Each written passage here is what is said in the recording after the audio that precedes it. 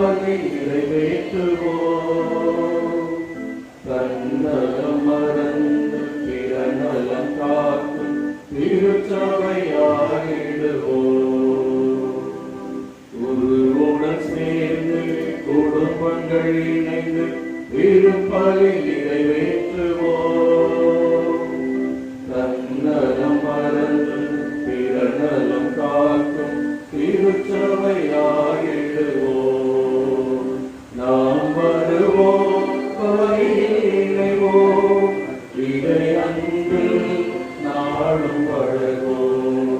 நாம் வருவோம், இணைவோம், இதை அன்பு நாளும் வழங்குவோம். தந்தை மகன் தூய ஆவியாரின் பெயராலே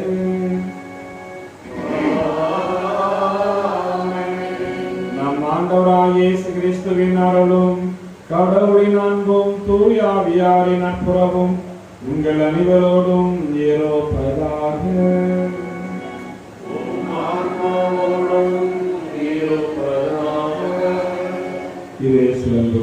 மக்களே, இன்று 19வது புதுக்கால ஞாயிறு நாம் சிறப்பாக கொண்டாடுகிறோம்.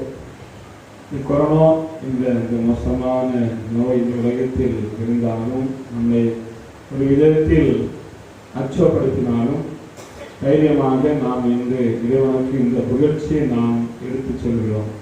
திருப்பலியை நாம் நிறைவேற்றுகிறோம். திருப்பலியில் நம்முடைய ஒவ்வொருவருக்காக ஜெபிக்க உங்களை நான் அன்போடு அழைக்கின்றேன். இந்த வகை பாடல் நாம் பாடியது போல குருவோடு சேர்ந்து ஒரே குடும்பமாக இணைந்து இத்திருப்பலியை நிறைவேற்றும் அருமையான ஒரு வரி. நாம் இப்போது ஒரே குடும்பமாக இங்கே வந்து இத்திருப்பலியை நாம் நிறைவேற்றிக் கொண்டிருக்கிறோம். திருப்பலியை நம்முடைய குடும்பத்தினுடைய முக்கியமான கருத்துக்காக ஒப்புக் கொடுப்போம். கடவுள் நம்முடைய குடும்பத்தை ஆசீர்வதித்து நம்ம எல்லாவித துன்பத்திலிருந்தும் எல்லாவித தீங்கிலிருந்தும் எல்லாவித நோய் நொடியிலிருந்தும் குறிப்பாக இந்த கொரோனா இந்த மோசமான நோயிலிருந்து நம்மை பாதுகாக்க வேண்டும், விடுவிக்க வேண்டும் என்று இத்திருப்பலியில் தொடர்ந்து கொண்டாடுவோம். மேலும் இத்திருப்பலியை ஒரு குறிப்பிட்ட நபர் அவருக்கு வாதத்தால் முற்று பாத வலிகள் குணமடையவும் மகளுக்கு நல்ல முறையில் உடல் நலம் வேண்டியும் மாதவன் ரெனாடு எங்களுடைய திருமண நாள் நன்றி திருப்பலியாகவும் கடவுள் இந்த தம்பதிகளை நிறைவாக ஆசீர்வதித்து அவர்களுக்கு தேவையான அனைத்து வரங்களையும் குறிப்பாக மகிழ்ச்சி, மன்னிப்பு, சமாதானம் நிறைவாக இவருடைய குடும்பத்திலும் இவருடைய உள்ளத்திலும் நிறைவாக இருக்க வேண்டும் என்று இத்திருப்பலியில் தொடர்ந்து கொண்டாடுவோம். மேலும் செல்வராஜ் என்பவருடைய ஆண்களை பற்றிக்காகவும் மாசிலா மணி, செல்வம்மாள், மிக்கேல் அந்தோனி என்பவருடைய ஆண்களை பற்றிக்காகவும் மதுரேந்திரம், ஞான செல்வம், மேரி குயின் என்பவருடைய ஆண்களை பற்றிக்காகவும் இத்திருப்பலியில் ஒப்புக்கொடுக்கப்படுகிறது. இத்திருப்பலில் தகுந்த முறையில் பங்கெடுக்க நம்முடைய குற்றங்கள், குறைகள், பாவங்கள் அனைத்தையும் நினைத்து மனவருந்தி இறைவனிடம் மன்னிப்பு கேட்போம்.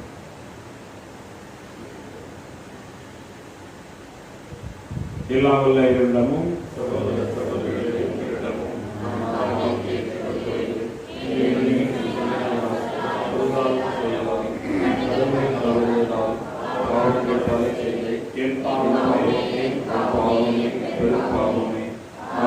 எப்பொழுதும் தனியான புனித மரியாதை புனிதர் அனைவரை சகோதர சகோதரிகளை உங்களை நம் இறைவனாகிய ஆண்டவரிடம் எனக்காக வேண்டிக் கொள்ள வந்தாடுகிறேன். இல்லாமல் இறைவன் நாம் இறக்க வைத்து நம் பாவங்களை மன்னித்து நம்ம இறைவால் கடைத்து செல்வாராக.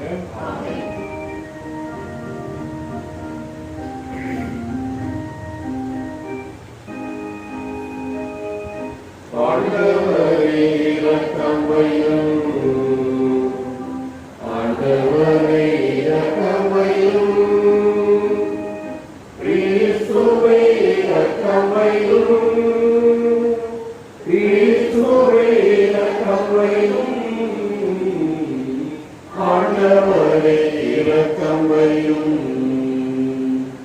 ஆண்டவரே இரக்கம் வையும்.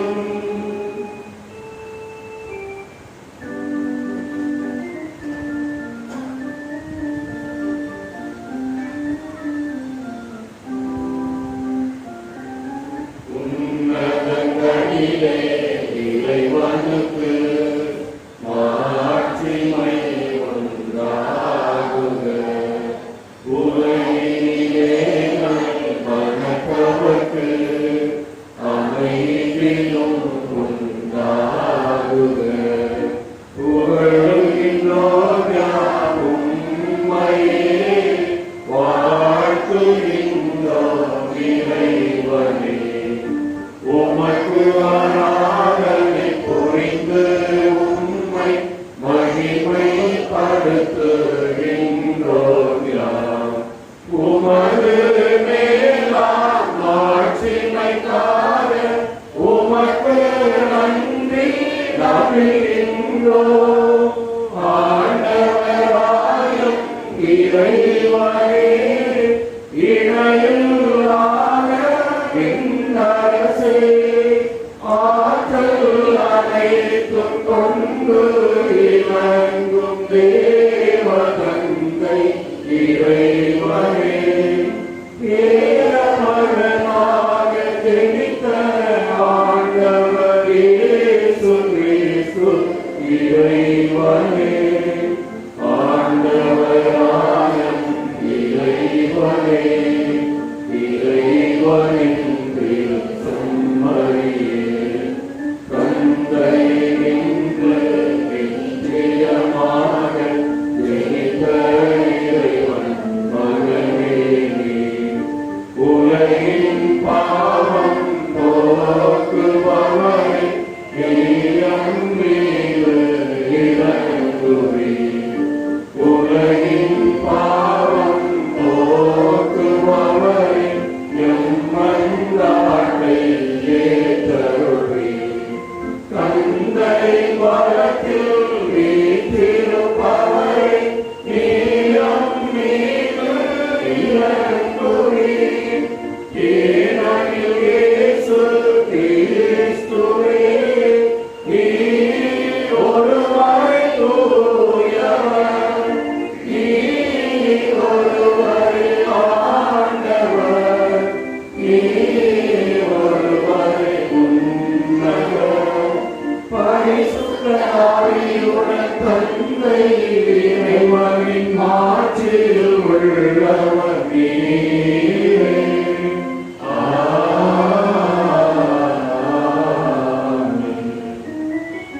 ஜெபிப்போமாக. என்றென்றும் உள்ள எல்லாம் உள்ள இறைவா, உம் தூயாவியார் எங்களுக்கு கற்றுத் தந்தவாறு உம்மை தந்தை என அழைக்க நாங்கள் துணிவு கொள்கின்றோம்.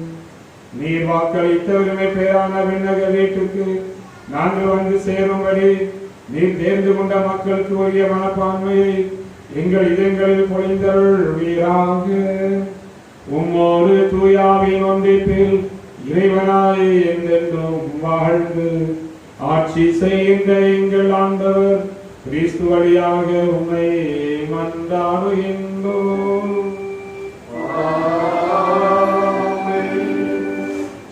வாசகம். மலைமேல் என் திருமுன் வந்தினேன். அரசர்கள் முதல் நூலிலிருந்து வாசகம். அத்தியாயம் 19, இறைவாக்குகள் 9 மற்றும் 11 முதல் 13 முடிய. அந்நாட்களில் எலியா ஒரேபு என்ற கடவுளின் மலையை அடைந்த பின் அங்கிருந்த குகைக்கு வந்து அதில் இரவை கழித்தார். அப்போது ஆண்டவர், வெளியே வா, மலை மேல் என் திருமுன் வந்து நில், இதோ ஆண்டவராகிய நான் கடந்து சொல்ல இருக்கிறேன் என்றார். உடனே ஆண்டவர் திருமுன் பெரும் சுழற்காற்று எழுந்து மலைகளை பிளந்து பாறைகளை சிதறடித்தது. ஆனால் ஆண்டவர் அந்த காற்றில் இல்லை. காற்றுக்கு பின் நிலநடுக்கம் ஏற்பட்டது. நிலநடுக்கத்திலும் ஆண்டவர் இருக்கவில்லை. நிலநடுக்கத்திற்கு பின் தீ கிளம்பிற்று. தீயிலும் ஆண்டவர் இருக்கவில்லை.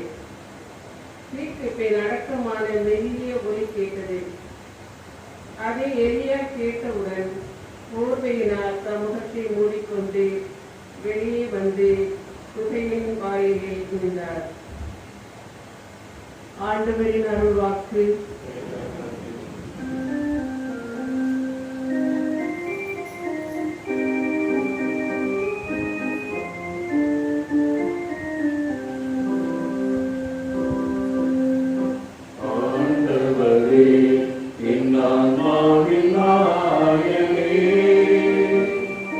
என்னை காக்கும் இனிய மேய்ப்பனே, உம் அன்பை பாடுகிறேன், உம் அன்பை பாடுகிறேன்.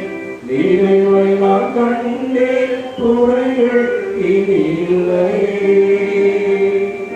வசந்தம் நான் கண்டேன் வாழ்வில் பயமில்லையே. ஆண்டவரே என் ஆன்மாவின் ஆயரே.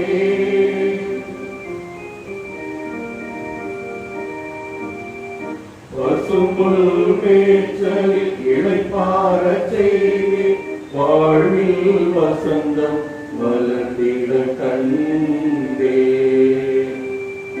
அமைதியிலே புத்துயிர் அழைத்திட என்னை அழைத்தி நீதியின் வழியினிலே.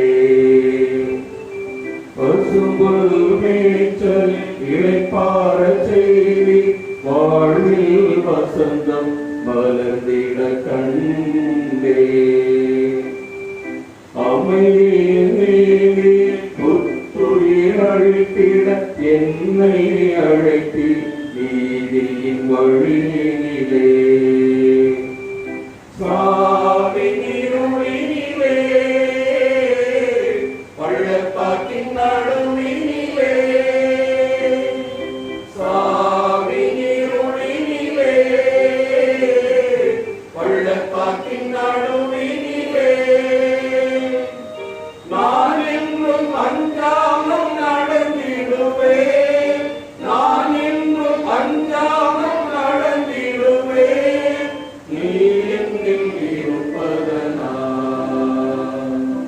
ஆண்டவரே என் ஆன்மாவின் ஆயரே. என்னை காக்கும் இனிய மேய்ப்பனே, உம் அன்பை பாடுகிறேன். உம் அன்பை பாடுகிறேன். இறைவை நாம் கண்டே குறைகள் இனியில்லையே. வசந்தம் நாம் கண்டே வாழ்வில் பயமில்லையே. இரண்டாம் வாசகம். என் சகோதர சகோதரிகளுக்கு மீட்பு கிடைப்பதற்காக நான் கிறிஸ்துவை பிரிந்து சாபத்துக்கு உள்ளாக கூட விரும்பியிருப்பேன். திருத்தூதர் பவுல் ரோமியருக்கு எழுதிய திருமுகத்திலிருந்து வாசகம். இயல் 9 இறை வார்த்தைகள் 1 முதல் 5 முடிய. சகோதர சகோதரிகளே, கிறிஸ்துவை சார்ந்த நான் சொல்வது உண்மை, பொய்யல்ல. தூய ஆவியால் தூண்டப்படும் என் மனச்சான்றே நான் சொல்வதற்கு சாட்சி. உள்ளத்தில் எனக்கு பெரும் துயரமும் இடைவிடாத வேதனையும் உண்டு. என் சொந்த இனத்தைச் சேர்ந்த என் சகோதர சகோதரிகளுக்கு மீட்பு கிடைப்பதற்காக நான் கிறிஸ்துவை பிரிந்து சாபத்துக்கு உள்ளாக கூட விரும்பியிருப்பேன். அவர்கள்தாம் இஸ்ராயல் மக்கள். அவர்களையே கடவுள் தம் மக்களாக ஏற்றுக்கொண்டார். அவர்கள் நடுவில்தான் கடவுள் தம் மாட்சியை விளங்கச் செய்தார். உடன்படிக்கைகளும் திருச்சட்டமும் திருவழிபாடும் வாக்குறுதிகளும் அவர்களிடமே ஒப்படைக்கப்பட்டன. குலமுதல்வர்களின் வழிவந்தவர்கள் அவர்கள். மனிதர் என்னும் முறையில் கிறிஸ்துவும் அவர்களிடமிருந்தே தோன்றினார். இவரே எல்லாவற்றுக்கும் மேலான கடவுள், என்றென்றும் போற்றுதலுக்கு உரியவர். ஆமென். ஆண்டவர் வழங்கும் அருள்வாக்கு.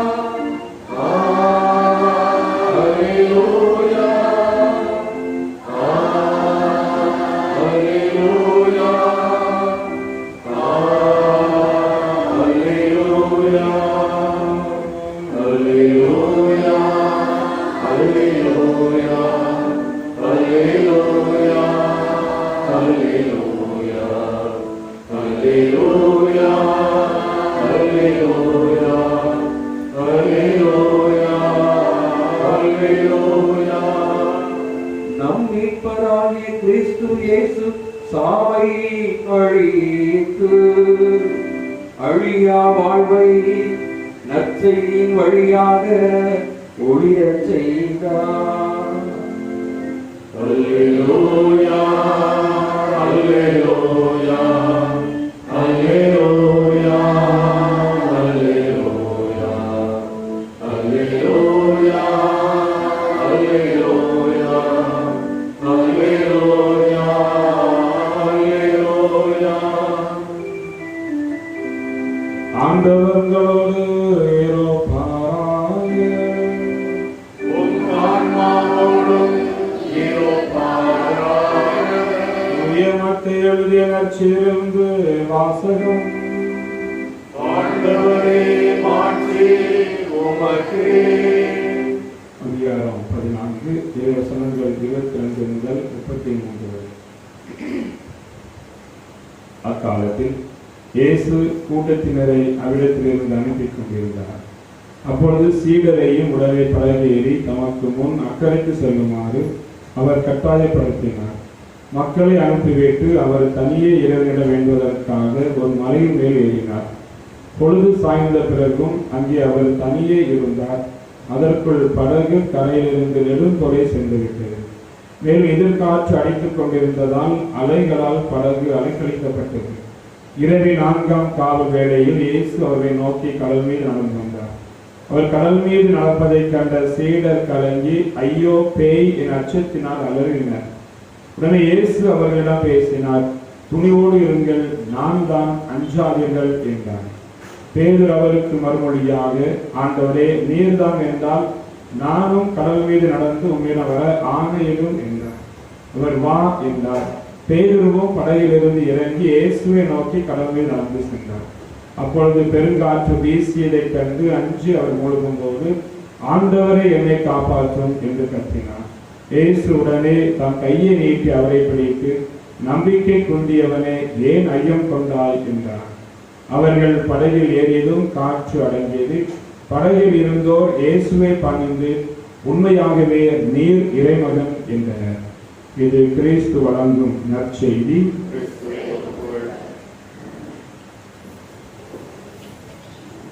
இயேசுவில் அன்புக்குரிய இறை மக்களை, இன்றைய நற்செய்தி வாசகம் நமக்கு ஒரு அருமையான ஒரு செய்தியை, ஒரு ஆறுதல் செய்தியை நமக்கு இன்று தருகிறது. நம்முடைய கிறிஸ்தவ வாழ்வு எவ்வாறு இருக்கிறது, இறைவன் நம்முடைய வாழ்வில் எவ்வாறு பிரசன்னமாக இருக்கின்றார், அவருடைய நடவடிக்கைகள் என்ன என்பதை பற்றி இன்றைய நற்செய்தி வாசகம் நமக்கு தெல்ல தெளிவாக தெரிகிறது. நம்முடைய வாழ்வு, நம்முடைய மனித குல வாழ்வு எப்படி இருக்கிறது என்றால் அது ஒரு அருமையான ஒரு வாழ்வு. நம்முடைய நாம் வாழ்ந்து கொண்டிருக்கின்ற ஒரு வாழ்வு, நம்முடைய வாழ்க்கை ஒரு இறைவன் கொடுத்த ஒரு கொடை என்று சொல்லலாம். ஏனென்றால் இந்த வாழ்வை நாமவே நம்முடைய சொந்த முயற்சியாலோ அல்லது எங்கோ வேலை செய்து அதன் ஒரு சம்பளமாக நாம் இதை பெற்றுக்கொள்ளவில்லை. மாறாக கடவுள் நமக்கு கொடுத்த இந்த அருமையான ஒரு வாழ்வு. கடவுள் இந்த உலகத்தை படைக்கும் போது அனைத்தும் நன்றாக இருந்தது என்று நாம் தொடக்க நூலில் நாம் வாசிக்கிறோம். எனவே இறைவன் படைத்த உலகம் அமைதியானது, அழகானது, ஒரு வியப்புக்குரியது. ஆனால் அதன் பிறகு எல்லா தீமைகளும் வந்தது என்று நாமும் அதே தொடக்கத்தில் நாம் வாசிக்கிறோம். எனவே நம்முடைய வாழ்க்கை பற்றி பேசும்போது அழகும் இருக்கின்றது, நன்மையும் இருக்கின்றது, தீமையும் இருக்கின்றது.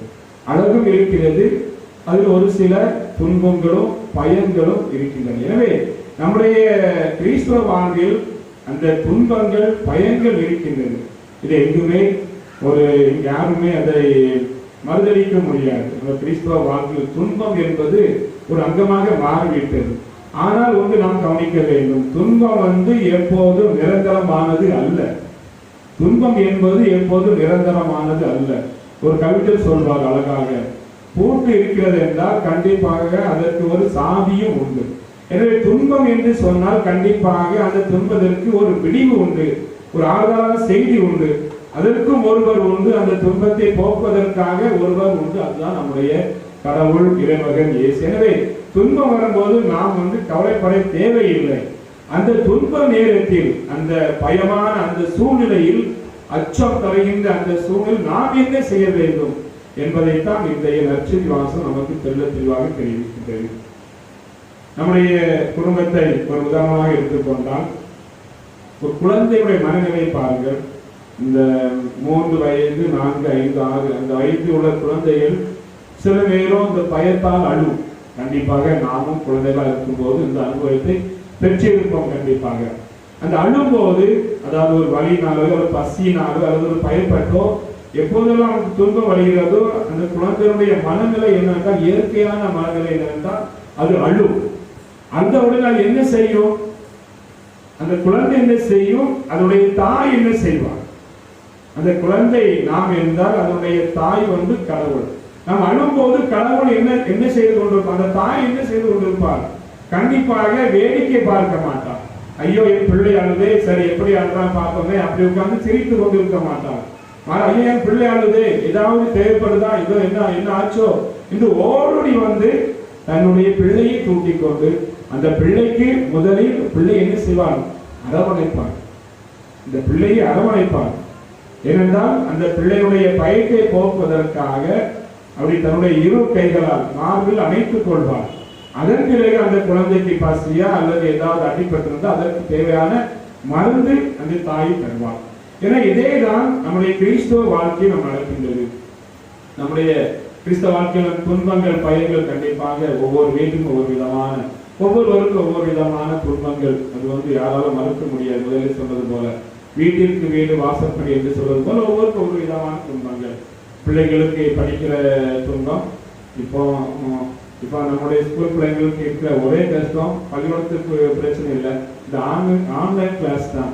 யார் கண்டுபிடிச்சாங்கன்னு தெரியல. ஒரு சில பேர் சொல்றாங்க, ஃபாதர் ஸ்கூல்லையே நாங்கள் வாத்தியார் பாடம் நடத்தினா நாங்கள் ஸ்கூல்லையே கேட்க மாட்டோம், அங்கே பார்க்க மாட்டோம். இப்போ ஆன்லைன் போட்டு டார்ச்சர் பண்றாங்க ஃபாதர்.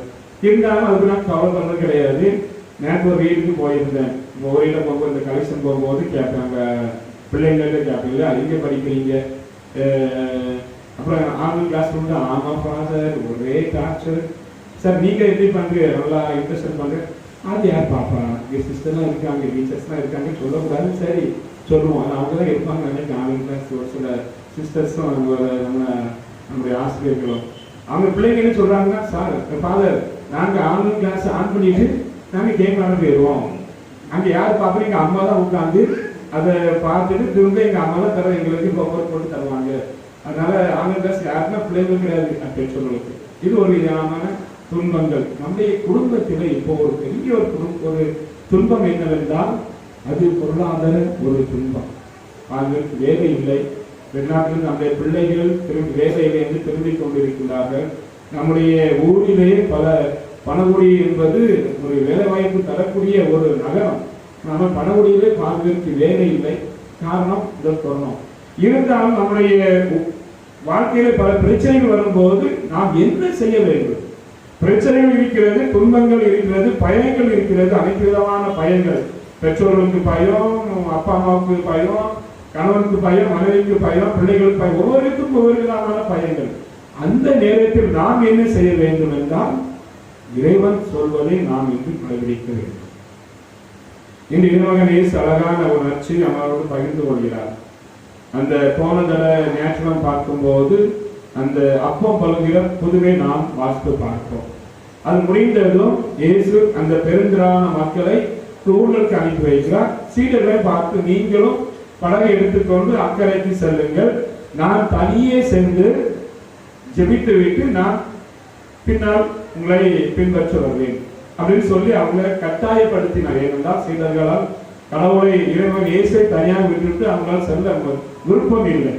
இருந்தாலும் அவர்கள் படகை எடுத்து செல்கின்றார்கள். இயேசு மலை மேல் ஏறி தனியாக ஜெபிக்கிறார்.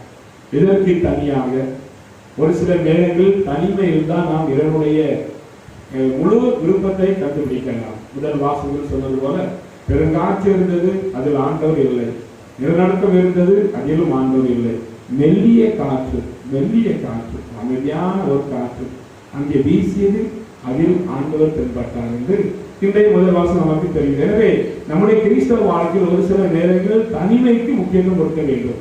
தனிமையான ஜெபம் வீட்டிலேயோ இல்லை கோயிலுக்கு வரும்போது நம்ம குழுவாக ஜெபம் சொன்னாலும் கூட, ஜெபமாலையோ மற்ற எந்தவித ஜெபம் சொன்னாலும் கூட தனிமையாக சொன்னால் அதற்கு இன்னும் ஒரு அதிகமான ஒரு மதிப்பு உண்டு, ஒரு முக்கியத்துவம். எனவே இயேசு மலை மேல் தனியாக ஜெபிக்கிறார்.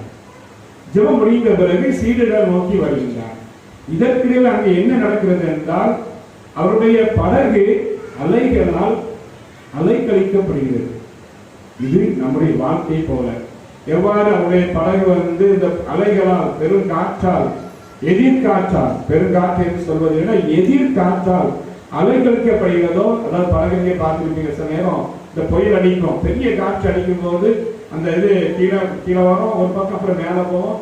அதெல்லாம் பயமா இருக்கும், மேலும் பயத்தை உருவாக்கும். புதிதா யாராவது கண்டிப்பாக கன்னியாகுமரி போயிருப்பீங்க. அப்ப அது காற்று இருக்குதுன்னா அந்த படகு சவாரி இருக்காது. ஒரு சில நேரங்கள் ஏதாவது படத்துல பார்த்தீங்கன்னா அந்த படகு பயங்கரமா ஆடும். அப்ப அது கண்டிப்பாக யாராக இருந்தாலும் அவங்களுக்கு பயம் வரும். அந்த படகை போலதான் நம்முடைய ஒரு சில நேரம் நம்முடைய கிறிஸ்தவ வாழ்வு. அந்த ஒரு சில நேரங்கள் ஆடலாம். நம்பிக்கை இழக்கும் போது, துன்பங்கள் வரும்போது, சோதனைகள் வரும்போது, நாம் பாவங்களை செய்யும் போது நம்முடைய வாழ்க்கை என்ற படகானது கண்டிப்பாக ஆடும். அப்போது நாம் யாரை கூப்பிட வேண்டும் என்றால் இறைவனை கூப்பிட வேண்டும். இறைவனை கூப்பிட விட்டாலும் அவரா நம்மை தேடி வருவார். இங்க யாருமே ஆண்டவரை கூப்பிடல. யாருமே பலர் இருக்கும் போது கடவுளை கூப்பிடவில்லை. என்னதான் கடவுளுக்கு தெரியும் என்னுடைய பிள்ளைகளை தேடி வருவார் என்று. கடவுளே கடலில் நடந்து அவர்களை சந்திக்க வருகிறார். அவர்கள் இன்னும் பயப்படுகின்றார்கள். யாரோ ஒருவர் வருகின்றார். இதுவரை யாருமே கடலில் அந்த தண்ணீரில் நடப்பதை பார்க்கவில்லை. பேய் என்று கதறுகின்றார்கள். அப்போதான் இயேசு அழகான ஒரு வார்த்தையை சொல்வார், துணிவோடு இருங்கள், நான் தான், அஞ்சாதீர்கள். அன்றாட பாருங்க, அருமையான ஒரு வாக்கியம். துணிவோடு இருங்கள், நான் தான், அஞ்சாதீர்கள். நாம் தொடக்க நூலில் வாசிக்கின்றோம், மோசேஸ் ஆண்டவரை நோக்கி, ஆண்டவர் மோசேசுக்கு வெளிப்படும் போது, நீர் யார் என்று கேட்கும் போது, உம்முடைய பெயர் என்று கேட்கும் போது, நான் தான், இருக்கிறவர் நானே என்று கடவுள் அவருக்கு தன்னுடைய பெயரை வெளிப்படுத்துகின்றார். அதே முறையில் நான் தான், அஞ்சாதீர்கள், துணிவோடு இருங்கள்.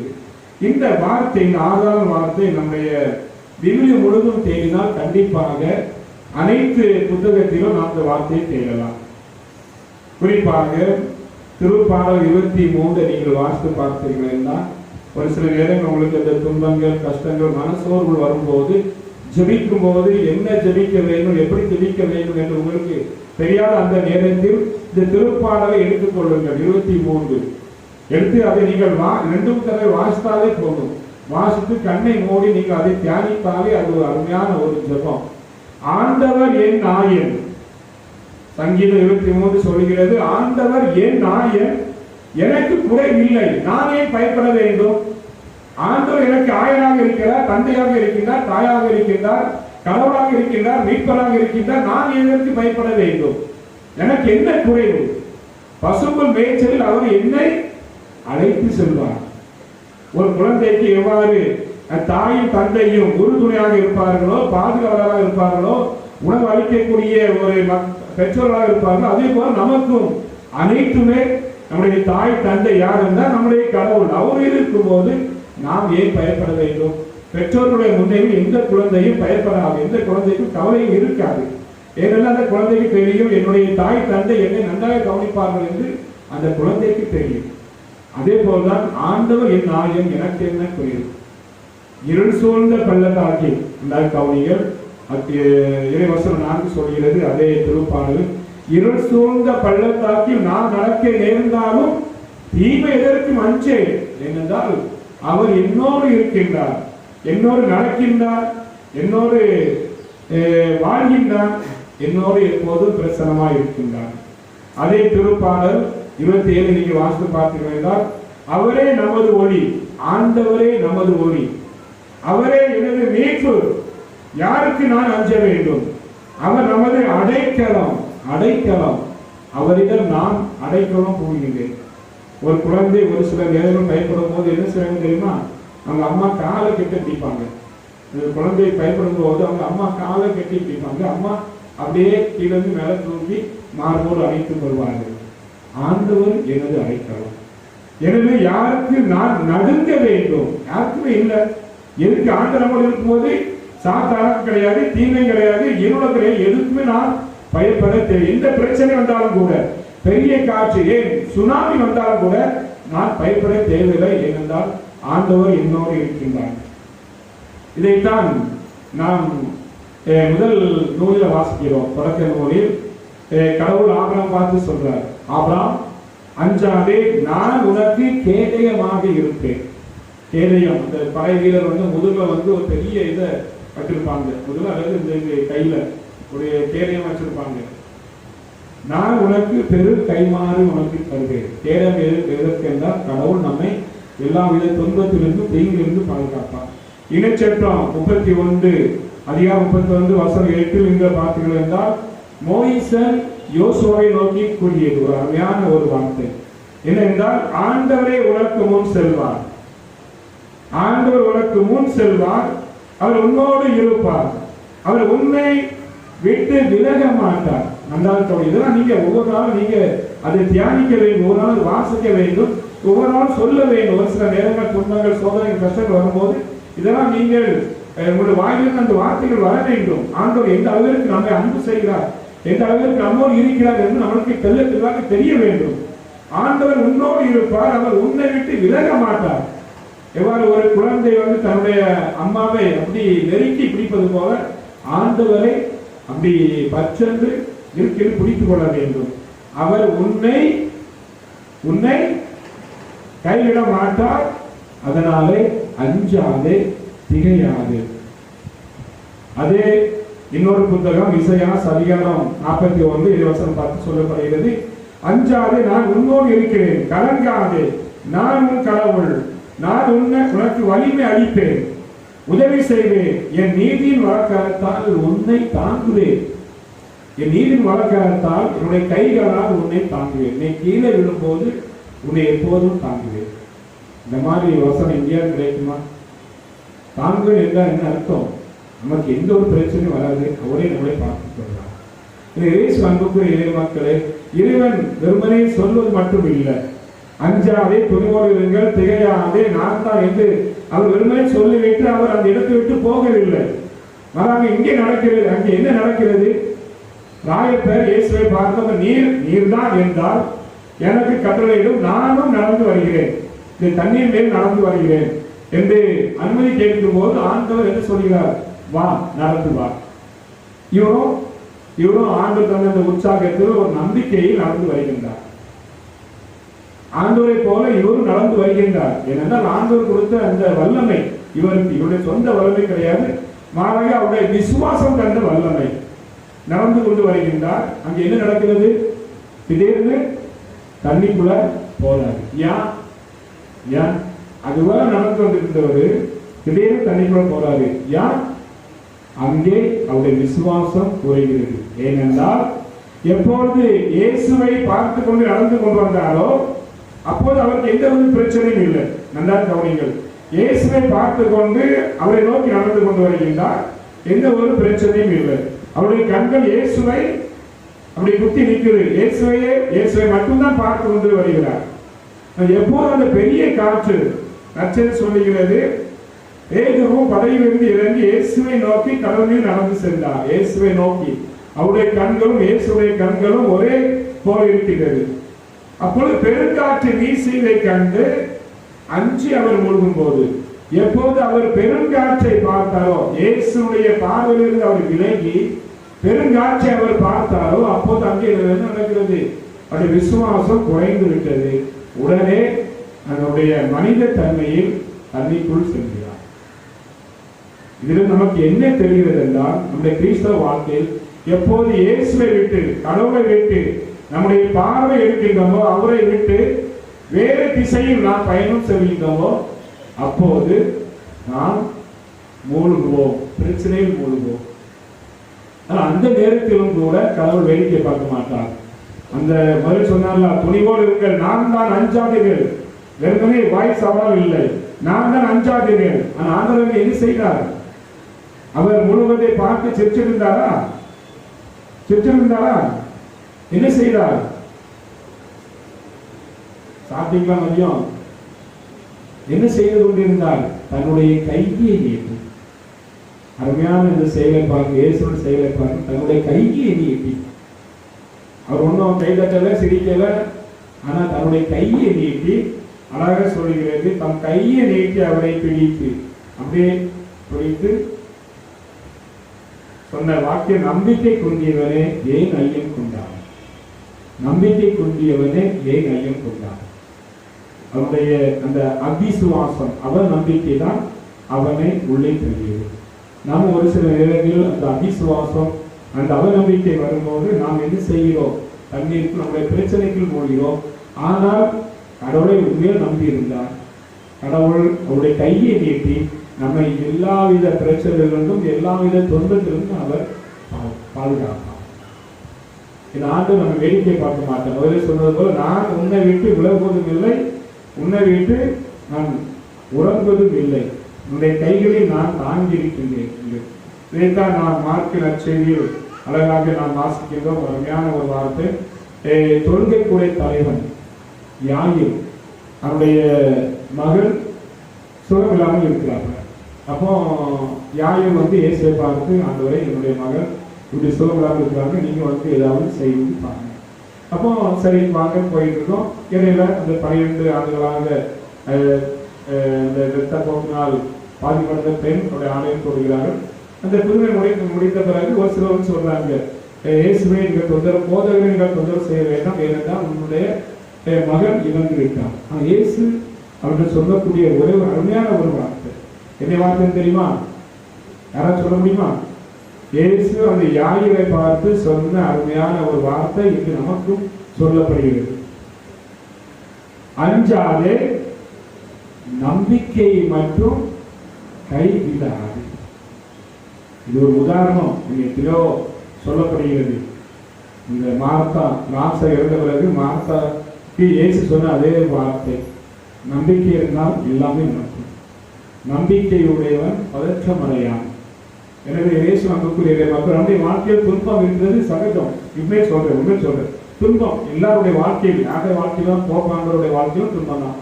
இயேசுடைய வாழ்க்கையில் துன்பம், அன்னை கனிமலாவுடைய வாழ்க்கையில் துன்பம், சூசனுடைய வாழ்க்கையில் துன்பம், எல்லாருடைய புனிதருடைய வாழ்க்கை, ஆண்டவருடைய வாழ்க்கையில் துன்பம். ஆனால் அந்த துன்பத்தில் நாம் என்ன செய்ய வேண்டும் என்பதைத்தான் நாம் தெரிந்து கொள்ள வேண்டும். நீங்கள் விசுவாசத்தை கைவிடாதீர்கள், இயேசுவை அணுங்கள், கடவுளை அணுங்கள். கடவுள் உங்களோடு எப்போது இருப்பார். அவரை நம்பினால் நமக்கு எல்லா துன்பங்களும் பனி போல் கரைந்து போகும். எனவே அந்த துன்பமான நேரத்தை நாம் என்ன செய்ய வேண்டும் முடிப்பதற்கு பதிலாக இறைவனை நம்புவோம். நம்மோடு இருக்கின்றார், நம்மளுடைய குடும்பத்தை அவரே பாதுகாப்பார், தேவையமாக இருப்பார். நமக்கு என்னென்ன தேவையோ அதை நிறைவாக செய்வார். நமக்கு ஆதார செய்தியை தருவார், அனைத்து மீட்பையும் தருவார் என்ற ஒரு நம்பிக்கையில் தொடர்ந்து திருப்பதியை கொண்டாடுவோம். அனைவரும் எழுந்திருந்து நம்முடைய விசுவாசத்தை அளிக்கிறோம். ஒரே கடவுளை நம்புகின்றேன், விண்ணகமும் மன்னரமும் காண்பவை காணாதவை யாவும் படைத்த எல்லாம் வல்ல தந்தை அவரே. கடவுளின் ஒரே மகனாய் உதித்த ஒரே ஆண்டவர் இயேசு கிறிஸ்துவை நம்புகின்றேன். இவர் காலங்களுக்கெல்லாம் முன்பே தந்தையிடமிருந்து பிறந்தார். கடவுளினின்று கடவுளாக, ஒளியினின்று ஒளியாக, உண்மை கடவுளினின்று உண்மை கடவுளாக உதித்தவர். இவர் உதித்தவர், உண்டாக்கப்பட்டவர் அல்ல, தந்தையோடு ஒரே பொருளானவர். இவர் வழியாகவே யாவும் படைக்கப்பட்டன. மனிதர் நமக்காகவும் நம் மீட்புக்காகவும் விண்ணகமிருந்து இறங்கினார். தூய ஆவியார் தன்னி மரியாதையிடம் உடல் எடுத்து மனிதர் ஆனார். மேலும் நமக்காக பொன்னிய விழாத்தின் அதிகாரத்தில் சிலுவையில் அறையப்பட்டு பாடுபட்டு இறந்து அடக்கம் செய்யப்பட்டார். மறைநூல்களின்படி 3ஆம் நாள் உயிர் பிறந்தார். விண்ணகத்துக்கு எழுந்தருளி எல்லாம் வல்ல தந்தையின் வலப்பக்கம் வீற்றிருக்கின்றார். வாழ்வோரையும் இறந்தோரையும் தீர்ப்பிட மாட்சியுடன் மீண்டும் வர இருக்கின்றார். அவரது ஆட்சிக்கு முடிவுகிறார். தந்தையிடமிருந்தும் மகனிடமிருந்தும் புறப்படும் ஆண்டவரும் உயிர் அளிப்பவருமான தூய ஆவியாரை நம்புகின்றேன். இவர் தந்தையோடும் மகனோடும் உண்டாக ஆராதனையும் மாட்சியும் பெறுகின்றார். இறைவாக்கினர்கள் வாயிலாக பேசியவர் இவரே. ஒரே புனித கத்தோலிக்க திருத்தூதர் வழிவரும் திரு அவையை நம்புகிறேன். பாவ மன்னிப்புக்கான ஒரே திருமுழுக்கை ஏற்றுக் கொள்கிறேன். இறந்தோரின் உயிர்ப்பையும் வரவிருக்கும் மறு உலக வாழ்வையும் எதிர்பார்க்கின்றேன். ஆமென். அன்புக்குரிய சகோதர சகோதரிகளே, நம்முடைய தேவைகள் அனைத்தையும் இறைவனிடம் ஒப்படைப்போம். அவரே நம்முடைய சொந்தங்களை பார்த்து நமக்கு என்னென்ன தேவைகளோ அதை நிறைவாக செய்வார் என்ற ஒரு நம்பிக்கையும் செய்வோம். என்றால் இறைவனை சொல்லியிருக்கின்றார், என் நாமத்தினால் நீங்கள் எதை கேட்டாலும் நான் உங்களுக்கு தருவேன். எதை கேட்டாலும், அதனால் நமக்கு எது தேவைப்படுகிறதோ, நம்முடைய பிள்ளைகளுக்கு எது தேவைப்படுகிறதோ, நம்முடைய குடும்பத்திற்கு எது தேவைப்படுகிறதோ, நம்முடைய கணவன் மனைவிக்கு பெற்றோர்களுக்கு என்ன தேவைப்படுகிறதோ அனைத்தையும் கேட்போம், கடவுள் தருவார். இந்த நம்பிக்கை இப்போது நம்முடைய மன்றாட்டை அவரிடம் நடத்திருக்கோம். அன்பின் இறைவா, எங்கள் திருச்சபையை வழி நடத்தும் திருத்தந்தை, ஆயர்கள், குருக்கள், துறவற நிலையினர் அனைவருக்கும் ஞானத்தையும் விவேகத்தையும் உடல் வலிமையும் அளித்துள்ள வேண்டும் என்று உம்மை மன்றாடுகிறோம். இரக்கத்தின் ஊற்றே இறைவா, பெரும் துன்பங்களினால் அலைக்கழிக்கப்பட்டு தவித்துக் கொண்டிருக்கிற குடும்பங்களுக்கு நீர் வந்து அமைதியை அளித்து ஆசீர் அருள வேண்டும் என்று உம்மை மன்றாடுகின்றோம். இரக்கமே உருவான இறைவா, கொடிய வாதையான இந்த கொரோனா வைரஸ் தாக்குதலில் இருந்தும் மழை வெள்ளங்களிலும் பாதிக்கப்பட்டிருக்கிற உம்முடைய ஜனங்கள் மீது நீர் இரக்கம் காட்டி நீர் விடுவிக்க வேண்டும் என்று உம்மை மன்றாடுகிறோம். மகிமையின் ஊற்றை இறைவா, உம்முடைய பரிசுத்த தலமாக நாங்கள் கட்டி கொண்டிருக்கும் புதிய ஆலயத்தை நீர் ஆசீர்வதித்து விரைவில் கட்டி முடிக்க வரம் தர வேண்டும் என்று உம்மை மன்றாடுகிறோம். அனைவரும் தங்களை மூடி தங்களை குறித்து ஒவ்வொருவரும் தன்னுடைய சொந்த கருத்துக்காகவும் தன்னுடைய குடும்பத்தின் கருத்துக்காகவும் நம்முடைய உற்சாக உறவினர் அயலார்கள் நம்முடைய பங்கின் வளர்ச்சிக்காகவும் நம்முடைய ஆலய கட்டுப்பான வளர்ச்சிக்காகவும் பணிக்காகவும் இப்போது நம்முடைய சிறப்பாக இருக்கிறோம்.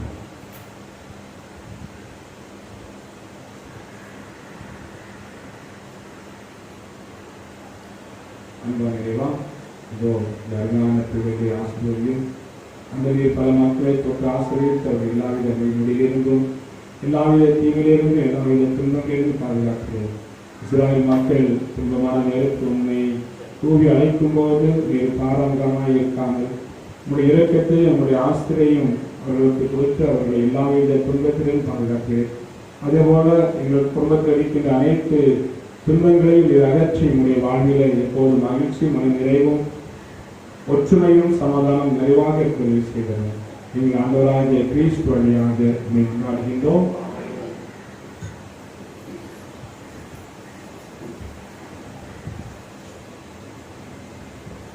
என்னை தந்தே எல்லாம் தந்தே என் வாழ்வை பலியாக்கவே, உள்ளம் தந்தே உமக்கே தந்தே பிறந்து பணி செய்யவே. என் இயேசுவே, என் தெய்வமே, உம்மோடு உறவாடவே. என் இயேசுவே, என் தெய்வமே, உம்மோடு உறவாடவே. என்னை தந்தே எல்லாம் தந்தே என் வாழ்வை பலியாக்கவே. சகோதர சகோதரிகளே, என்னுடைய பலி எல்லாவித தந்தையாகிற மன்றாடுங்கள். ஆண்டவர் நமது பெயரின் புகழ்ச்சிக்காகவும் ஆட்சிக்காகவும் நமது நன்மைக்காகவும் புனிதத்திற்கு அனைத்து நலனுக்காகவும் உனது கையிலிருந்து இவ்வழியை ஏற்றுக்கொள்வாராக. ஆண்டவரே, நீர் தாமே வாரி வழங்கிய கொடைகளிலிருந்து நாங்கள் கொண்டு வரும் காணிக்கைகளை ஏற்றருளும். அதனால் உமது அருளின் ஆற்றலால் செயல்படும் இப்புனிதமிக்க மர நிகழ்வுகள் இவ்வுலகில் எங்கள் வாழ்வை புனிதப்படுத்தி நிலையான பெருமிதற்கேற்று செல்வனவாக எங்கள் ஆண்டவராகிய கிறிஸ்து வழியாக உம்மை மன்றாடுகின்றோம். ஆண்டவர் உங்களோடு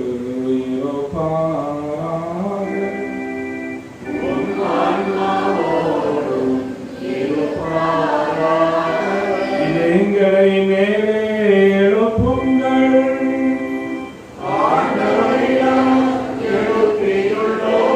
நம் இறைவனாகிய ஆண்டவருக்கு நன்றி கூறுவோம்.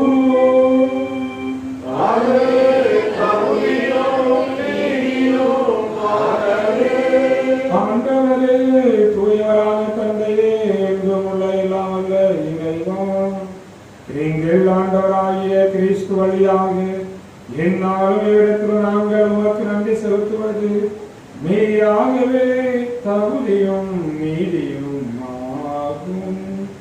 எங்கள் கடமையும் மீட்புக்குரிய செயலுமாகும். ஏனெனில் கிறிஸ்து பிறந்து முன்னே பாவங்களிலிருந்து மனிதரை புதுப்பித்தார், பாடுபட்டு எங்கள் பாவங்களை அழைத்தார், இரண்டோடம் இருந்து வித்தளந்தில்லை வாழ்வுக்கு வழி வகுத்தார். தந்தை அவர் உம்மிடம் முன்னேறி வந்து விண்ணகத்தின் கதவுகளை திறந்து வைத்தார். ஆகவே வானவர் அணிகளோடும் புனிதரின் பெருந்திரளோடும் நாங்கள் சேர்ந்து உமக்கு புகழ்ச்சி பண்ணி செய்து முடிவின்றி பாடுவதாவது.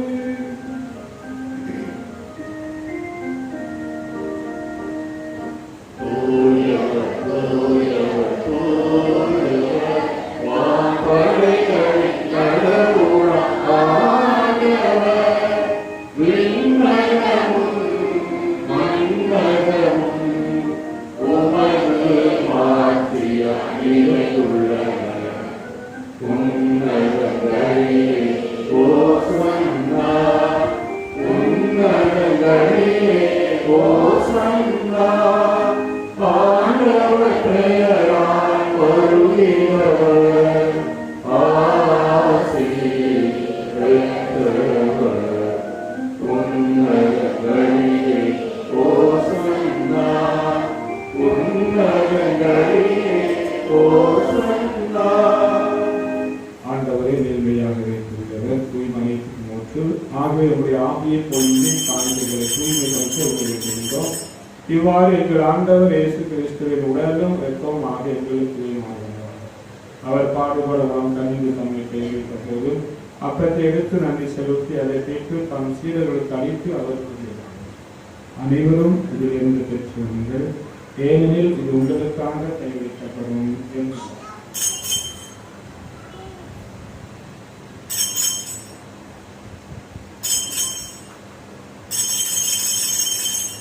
அவ்வண்ணமே இரவு அருந்தியபின் கிண்ணத்தில் எடுத்து மீண்டும் உமக்கு நன்றி கூறி தம் சீடர்களுக்கு அளித்து அவர் கூறுகிறார்கள், அனைவரும் இதிலிருந்து பெற்று பாருங்கள், ஏனெனில் இது புதிய நிலையான உடன்படிக்கைக்குரிய இரத்தத்தின் பின்னம், இது பாவ மன்னிப்புக்கென்று உங்களுக்காக பலருக்காக சிந்தப்படும், இதை நினைவாக செய்யுங்கள்.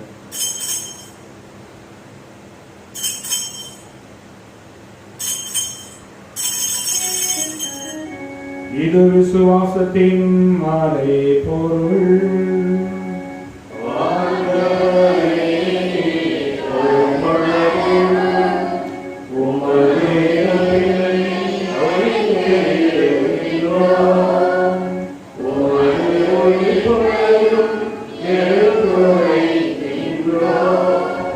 ஆகவே ஆண்டவரை நாங்கள் கிறிஸ்துவின் இலக்கினை உயிர்ப்பினை புரிந்து வாழ்ந்த அப்பத்தை மேற்படிப்பு கிண்ணத்தை உமக்கு கொடுக்கின்றோம். உம் திருமணந்து உமக்கு ஊழியம் புரிய தகுந்தவர்களை நீங்கள் ஏற்றுக்கொண்டீர், எனவே உமக்கு நன்றி செலுத்துகின்றோம். மேலும் கிறிஸ்துவின் உடலில் இரத்தத்தில் பங்கு கொள்ளும் எங்களை தூய் ஆவியார் உம் சேர்க்க வேண்டும் என உண்மை தாழ்மையிடம் கொண்டாடுகின்றோம். ஆண்டவரே, உலகெங்கும் பரவியிருக்கும் ஒரு திரு அவை நினைவு கூர்ந்தரும். எங்கள் திருத்தந்தை பிரான்சிஸ், எங்கள் ஆயர் ஸ்டீபன், எல்லா குருவினர் ஆகிய அனைவரோடும் ஒரு திரு அவை அன்புகளை பெறச் செய்கிறோம். மேலும் இத்திருப்பதை சிறப்பிக்கும் என்று மாதவர் ரெனால்டு மற்றும் ஒரு குறிப்பிட்ட நம்முடைய குடும்பத்திற்காக ஜெபிக்கிறோம். நீர் உலகிலிருந்து விட அழைத்துக் கொண்ட செல்வராஜ், மாசிலாமணி, செல்வம்மாள், மிக்கேல் அந்தோனி, மதுரேந்திரம், ஞான செல்வம், மேரி குயின் என்னும் அடியார்கள் நினைவு கூர்ந்தனர். உம் திருமகனோடு அவரது இறப்பில் இணைக்கப்பட்டிருந்த இவர்கள் உயிர்ப்பிலும் அவரை போல் இருக்க செய்கிறோம். மேலும் உயிர்த்தல் எதிர்பார்க்கும் எங்கள் சகோதர சகோதரிகளையும் இறந்தோர் அனைவரை இரக்கத்துடன் நினைவு கூர்ந்து ஒரு திருமுக ஒளிவு ஏற்றரும். எங்கள் அனைவர் மீதும் இரக்கமாயிரும். கடவுளின் கன்னித்தாயான புனித மரியாள், அவருடைய கணவரான எங்கள் பாதுகாவலர் புனித சூசையப்பர், புனித திரு தூதர்கள், இவ்வளவு உமக்குகந்தவராய் இருந்தோராகிய புனிதர் அனைவருடனும் நாங்கள் நிலைவாழ்வில் பங்கோடு தகுதி பெற்று உம் திருமகன் இயேசு கிறிஸ்து வழியாக உம்மை பொருந்தி வரமருள உம்மை கொண்டாடுகின்றோம். இவர் வழியாக இவரோடு இவரில் எல்லாம் வல்ல இறைவனாகிய தந்தை தூய ஆவியாரின் ஒன்றிப்பில் எல்லா புகழும் ஆட்சியும் என்றென்றும் உமக்கு உரியதே.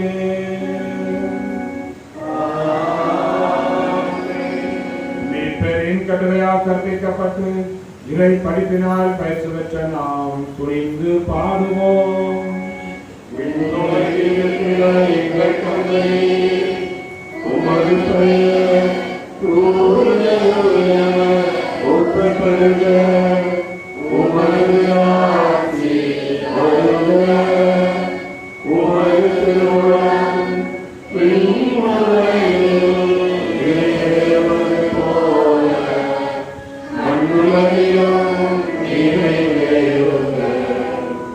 எங்கள் அன்றாட உணவை இன்று எங்களுக்கு தாரும்.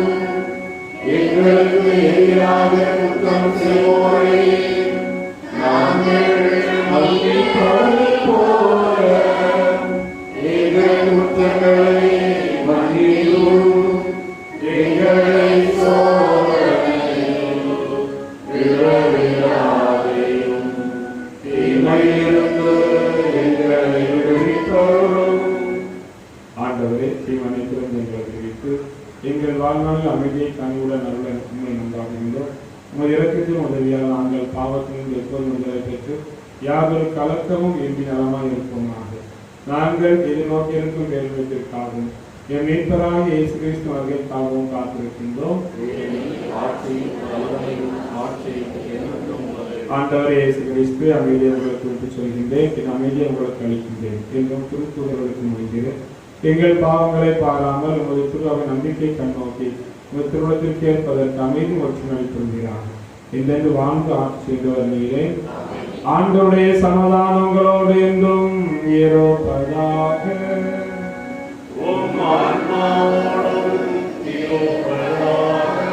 இயேசுவின் சமாதானத்தை அன்பையும் ஒருவருக்கொருவர் பகிர்வோம்.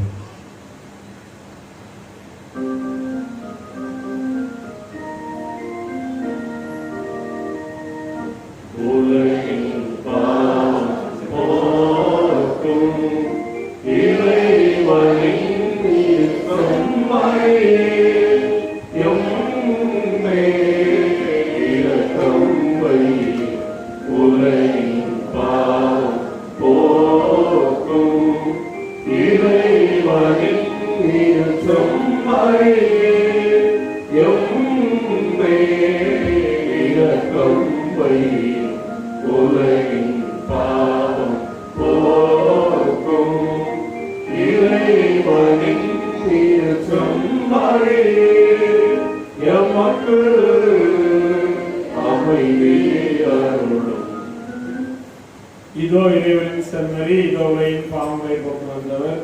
செம்மறியிலிருந்து கலைத்து பெற்ற நாம் அனைவரும் பேறு பெற்றோர்.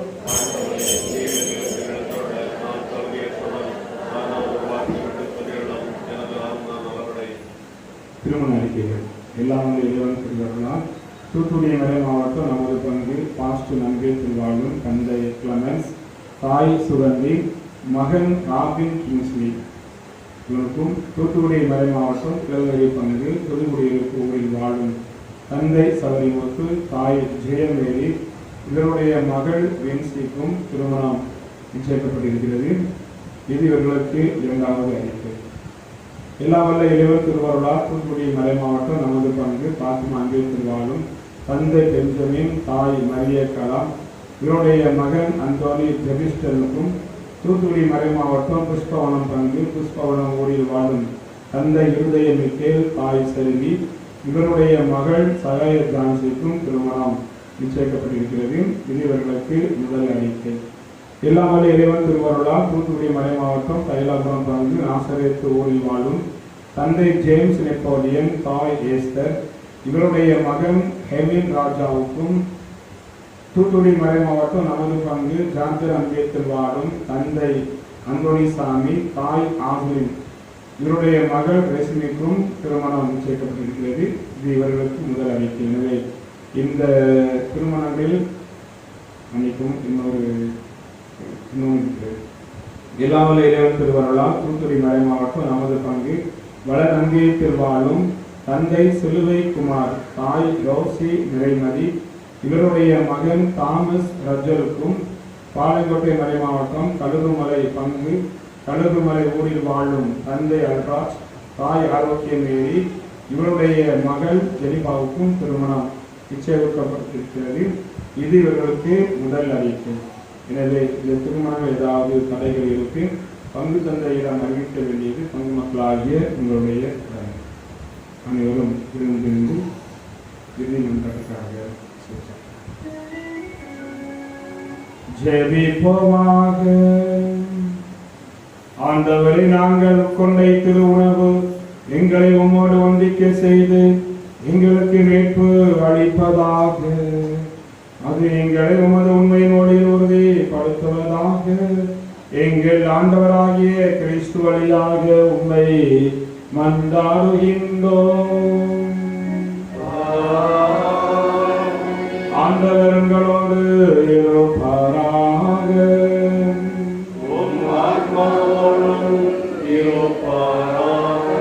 எல்லாம் வல்ல இறைவன் தந்தை மகன் தூயாவி உங்கள் அனைவரையும் ஆசீர்வதிப்பாராக. துணிவோடு இயேசுவை நம்பி சென்று வாழுங்கள். திருப்பலி நிறைவேறிற்று.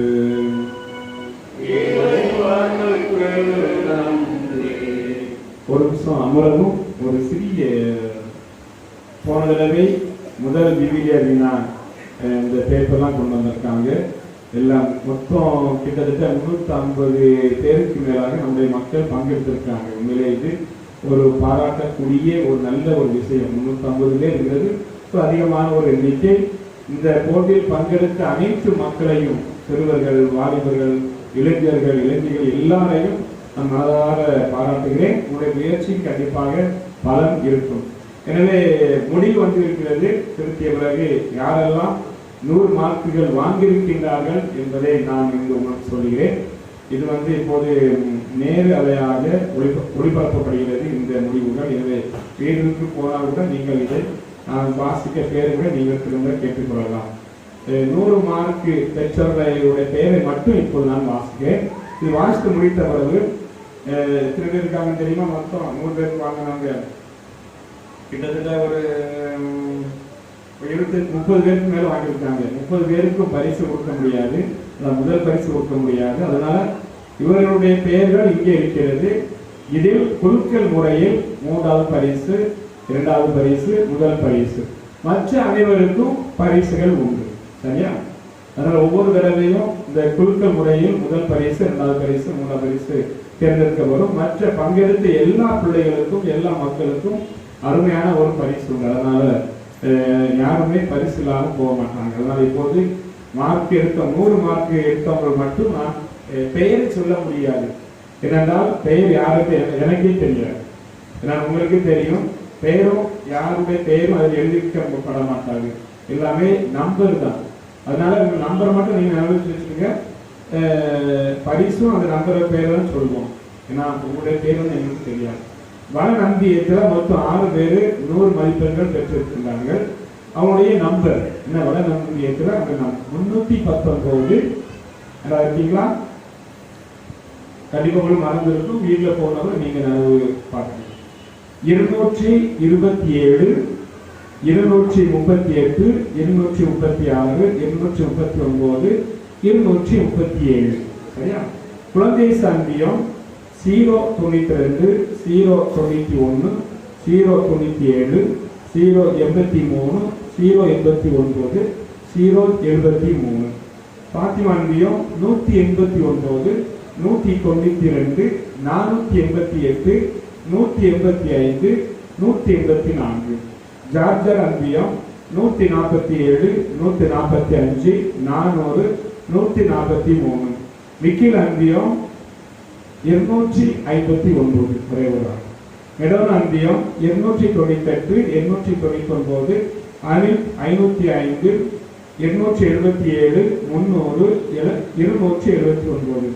செபஸ்டியர் அன்பியம் 27 052 மற்றும் இனிவு அன்பியம் 360 348 352 353 407 440 347 357 சவேரியர் அன்பியம் 346 248 155 இயேசுவின் திருவிருது அன்பியம் 213 204 சகாய மாத அன்பியம் 365 அன்னை தெரசா அன்பியம் 339 சிறுமலர் அன்பியம் 068 072 064 065 399 396 மேரு பாத்திமா அன்பியம் 448 445 இதே அன்பியம் 102 108 லூர்து அன்னை அன்பியம் 308 அமல அன்னை அன்பியம் 364 தேவ சகாய அன்பியம் 466 467 477 புனித ராணி மரியா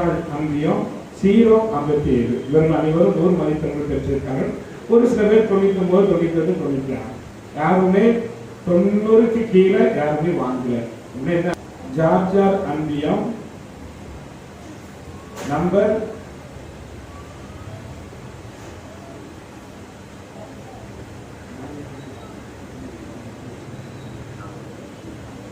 400 ஜார்ஜர் அன்பியம் நம்பர் 400. யாராவது வீட்டுக்கு போய் செக் பண்ணி பாருங்க, இதெல்லாம் இருக்கும். 07 20 400 இது வந்து 3வது பரிசு.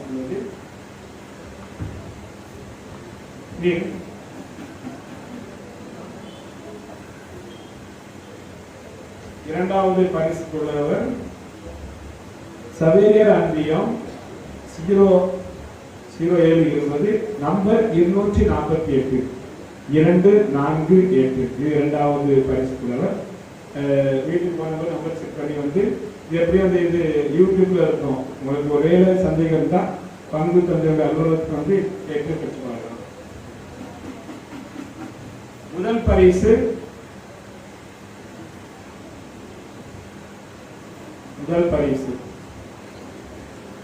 அன்னை தெரசா அன்பியம் என் அன்னை தெரசா அன்பியம் யாரும் எழுதுவோம். அன்னை தெரசா அன்பியம் எண் வந்து 339 339 கைதட்டலாம். 3 சேர்த்து கைதட்டலாம். எனவே பரிசுகள் எப்போது கொடுக்கப்படும்? கூடிய சீக்கிரத்தில் கொடுக்கப்படும். நம்முடைய அன்னை கன்னி விழாவுடைய விழா அன்று இந்த பரிசுகள் கொடுக்கப்படும். ஆகஸ்ட் 15 அன்னை கன்னி விழாவுடைய விண்ணேற்ற விழா அன்று திருப்பலி முடிந்ததும் இந்த 3 பேருக்கும் மற்ற பங்கெடுத்த அனைத்து மக்களுக்கும் பரிசுகள் கொடுக்கப்படும். எனவே அன்று அந்த திருப்பலியின் முடிவுகளும் 2 நாள் வந்து பரிசு பெற்றுக் கொள்ளுமாறு உங்களை அன்புடன் கேட்டுக்கொள்கிறேன். அனைவருக்கும் வணக்கம், நன்றி. எனவே எழுந்து நின்று இறுதி பாடலை நாம் கேட்கலாம்.